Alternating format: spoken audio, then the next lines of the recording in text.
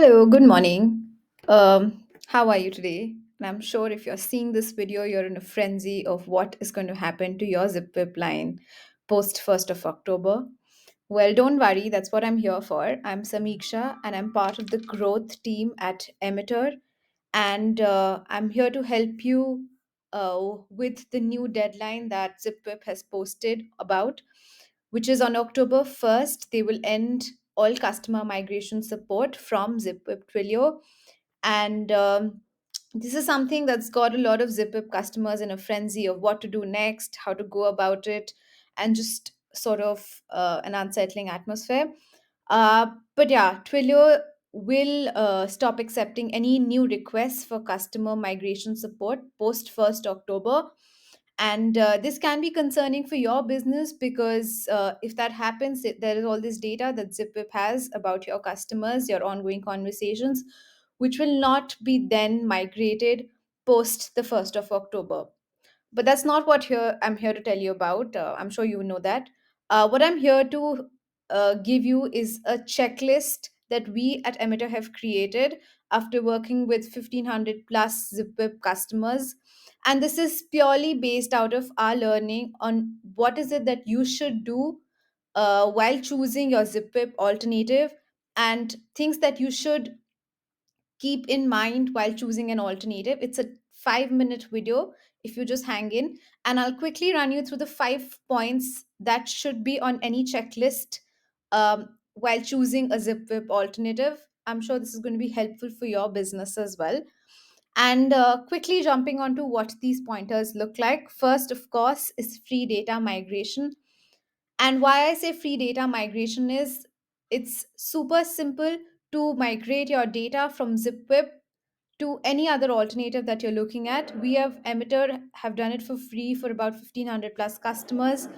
And what we do in this data migration is transfer all your messages, which is all your conversations since you started using Zipwhip, all your contact information, all the contacts that you ever created in your Zipwhip account, the groups that you created in your Zipwhip account, all the users that were currently using the Zipwhip account, and the pre existing templates that you have in Zipwhip will all be migrated to the alternative that you choose. In our case, Emitter has been doing that, and I can quickly show you how it's done.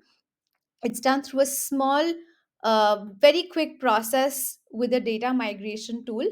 It should look something like this, where you upload your Zipwhip username and password, and the team can extract your data and upload it to the alternative that you're choosing. Um, what carries on forward with this is a simple email that you need to write to Zipwhip about when you will release, about when they can release your line. And I will attach a template to that in the comment section below, so it'll be easy for you to navigate.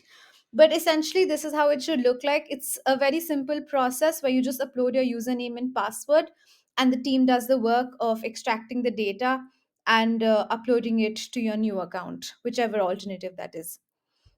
What that ensures is that there's zero downtime for your customers and your teams. Your teams do not have to manually extract the data. It is all going to be there, all your existing conversations, your past conversations, groups, templates, etc. Your team can just get on to work from where they left off. There is no downtime at all for your customers and your teams, which is something extremely important for a business. Every day, every minute is important, and therefore having a zero downtime should be on your checklist while choosing a Zipwhip alternative. The third, of course, is pricing, and looking at how the alternatives are priced and comparing and doing a deep research on everything that's available in the market. We have understood that you, as a consumer, as a customer, should only be paying for what you're using. Therefore, please make sure while choosing an alternative that you're paying for what you're using and not more. You should only be paying for outbound texts. At Emitter, we only charge for outbound texts. You do not have to pay for users, incoming messages, the number of contacts you create. So, that should be something that you should be looking out for in the alternative you choose. Next would of course be features, right? And you should have everything that you were using with Zipwhip and more, since you're moving out of Zipwhip. So of course, things like capability to use your existing number, auto responses, templates, signatures, groups, just the simplicity of sharing files and images like you did in Zipwhip, where you have the ability to copy paste or just drag and drop a file and use the send button, or to just copy paste contacts from Excel. All these things, including the Chrome extension, is something that you should pay attention to. This is going to be extremely helpful for you and your team to continue working in the way that you have been with Zipwhip. We at Emitter, of course, offer all these features and so much more, including AI automations and a variety of different things. But these are some top level features which you should look at before you choose your Zipwhip alternative. Another thing that I felt was extremely important while deciding your Zipwhip alternative was that your teams are very happy to use Zipwhip, right? And therefore, they should also be equally happy to use the alternative that you choose. And one of the biggest um, drawbacks with this is that some of the softwares out there, platforms out there as Zipwhip alternatives are not similar to that of Zipwhip. So therefore, choosing an alternative that comes closest in terms of feature to feature comparison and the way the UI UX works is extremely important for your teams, so that there is zero downtime, there is minimal change, and therefore they can continue running business the same way that they always have. So these are some of the top 5 things that I believe that you should pay attention to while choosing your alternatives. And post this, what you should do is reach out to Zipwhip to get your line released as soon as possible, so that you can get all your data before the 1st of October. I urge you to do this because we've seen in the past that Zipwhip customers have lost their data, or Zipwhip has suddenly sort of shut down their lines and they haven't had access to the data. So I urge you to do this at the earliest. Decide the alternative that you want to go ahead with. Check for everything that you need in that alternative. Don't be in a haste.